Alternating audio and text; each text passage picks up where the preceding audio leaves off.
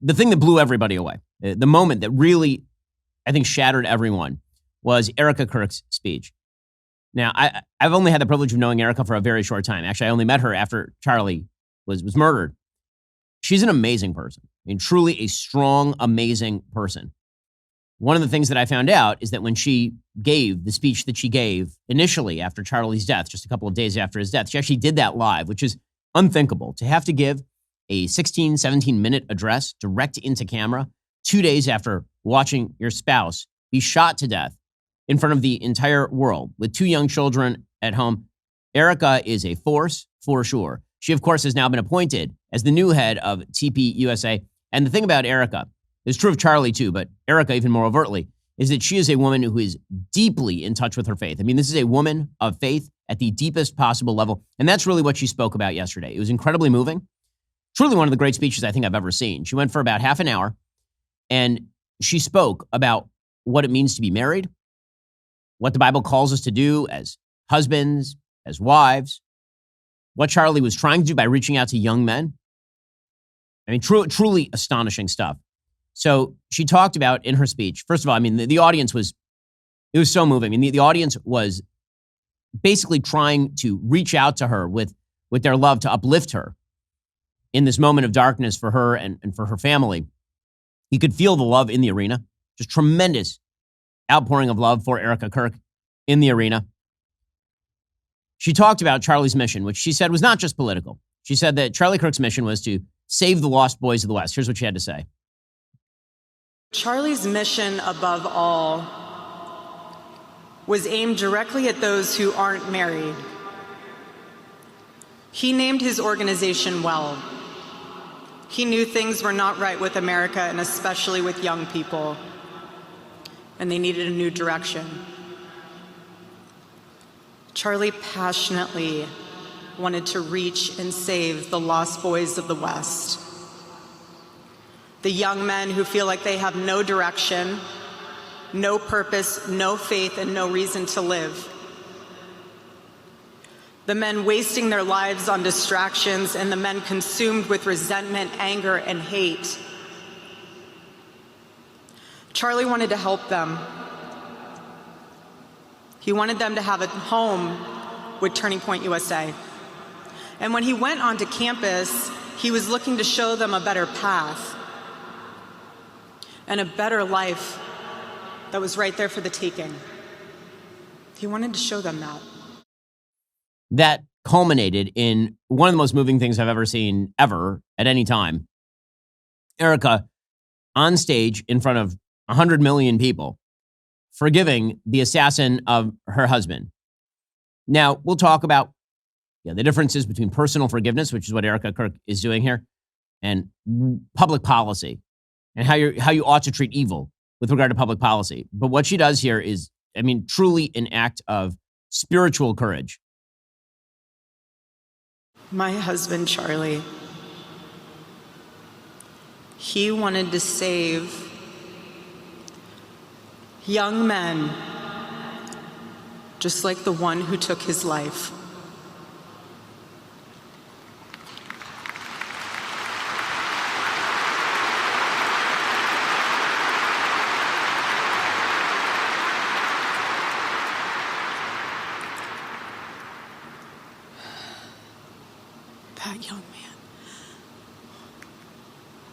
That young man, on the cross, our Savior said,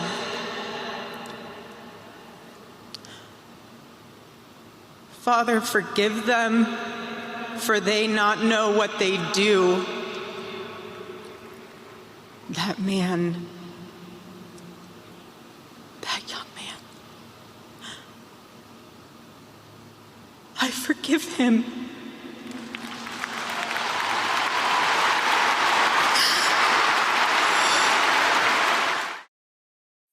And very difficult to say that Charlie and Erika and his movement is one of hatred, as she stands up there and says that she, in a spiritual sense, forgives his killer.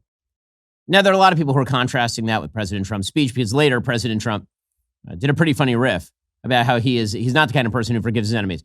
But the truth is that what she is doing there is obviously a value system deeply rooted in her biblical faith. It's hard to think of anything more powerful than what Erika did right there, than what she did right there. Again, she doesn't mean that as a society we ought to ignore sin or that his murderer shouldn't be punished to the fullest extent of the law and receive the death penalty. That's not what Erika is saying right there. She's saying something very different. She's saying that as all human beings are sinners, that all human beings require forgiveness for their sins, which is an amazing, amazing statement. I mean, again, she's a young woman, mother of 2 young children. Really one of the most, I would say, jaw-dropping moments in American political history, what Erika did right there. Pretty incredible. We'll get to more on this in just one moment. First, your online activity isn't private. Data brokers track your habits, beliefs, and spending, and then legally sell that information. Corporations use it to target ads. Platforms manipulate what you see, and during elections, it can be used to sway your vote. To protect your freedom and privacy the way I do, you need ExpressVPN. With ExpressVPN, all of my online activity gets rerouted through secure encrypted servers, so my internet provider has no way of seeing what I'm doing. It feels good to be online without that sense of somebody looking over my shoulder. On top of that, ExpressVPN hides my IP address, the unique number that identifies you on the internet, which means data brokers can't track me or build a profile to sell. I use ExpressVPN everywhere. I'm traveling a lot these days, you may have noticed, and that means that I'm on public Wi-Fi. Well, no one needs my data except for me. It's incredibly simple to use ExpressVPN. You just use one click and you are protected. Works across all your devices, phones, tablets, smart TVs, desktops, and more. Plus, you can connect up to 8 devices at once, making it easy to share that same peace of mind and privacy with your whole family. Find out how you can get 4 months free by scanning the QR code on screen, clicking the link in the description box below, or by heading on over to expressvpn.com/Ben Shapiro Show. That's expressvpn.com/Ben Shapiro Show. She made the point also, a point that's been made pretty frequently by a lot of people on the right, that after Charlie's murder, it wasn't as though the right broke into spasms of violence. Precisely the opposite. That on the left, when somebody dies or is killed in disputed circumstances, think George Floyd here, you get riots, sometimes for months. Charlie, who's one of the most high-profile conservatives in America, one of the most high-profile exponents of Christianity in America, she says that Charlie, his death did not drive mass violence in the streets. Far from it. It drove prayer, it drove reflection, it drove a great coming together. After Charlie's assassination, we didn't see violence. We didn't see rioting. We didn't see revolution. Instead, we saw what my husband always prayed he would see in this country. We saw revival. This past week, we saw people open a Bible for the first time in a decade. We saw people pray for the first time since they were children. We saw people go to a church service for the first time in their entire lives. And that is obviously true. I mean, I've been talking with all of my Christian friends. The attendance last week at church was significantly higher than it had been previously. Google searches, I believe, for church went up. And that is because of the tremendous outpouring. And I think that, for folks who are under the age of 30, Charlie was a monster presence in their lives. I mean, truly, like a very large presence in their lives. For people above the age of 50, maybe they didn't know Charlie as well. Charlie was a dominant force on some of the social media that particularly young people use. If you go and talk to a 17-year-old in America, the chances they didn't know who Charlie was are almost zero.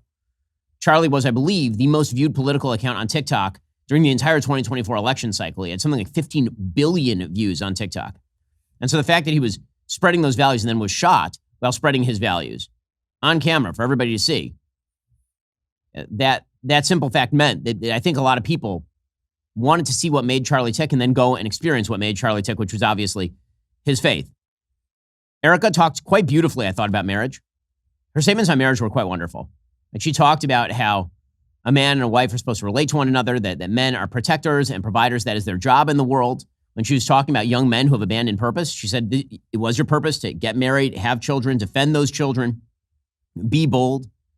Right? That was the thing that you are designed to do. And for young women, that young women should get married, that they are to be helpers in the sense that you are one unit.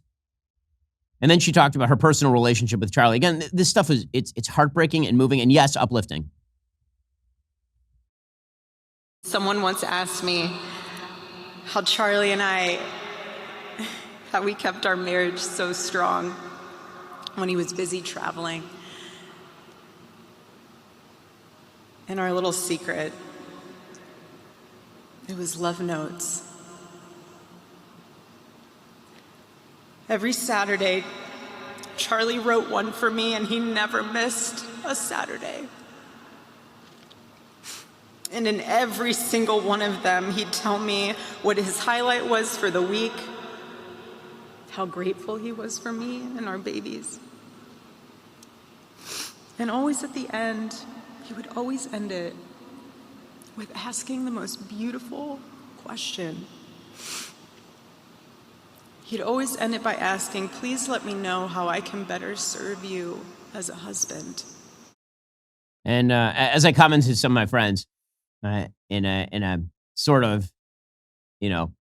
wistful moment, I said, "Well, he must have had an amazing relationship with his wife." I know that for most spouses, if you write a note that would end, "What can I do differently?" what you get back is a 5-inch binder of suggestions. So yeah, they must have had an incredible relationship. Erika said that Charlie died doing what he loved, which obviously was true. I mean, one of the small mercies, she said this as well, is that Charlie's death was essentially instantaneous, that he went from one moment doing the thing that he loved to the next moment being with God. Here's what Erika had to say. One moment, Charlie was doing what he loved, arguing and debating on campus, fighting for the gospel and truth in front of a big crowd. And then he blinked. He blinked and saw his Savior in paradise. That is, it was so much. In the arena, it was so much. Watching it again, it's so much. Obviously, everyone is standing with Erika Kirk and with her family. And as she said, TPUSA is only going to grow from here, become stronger, and become more powerful because of what was done to Charlie Kirk.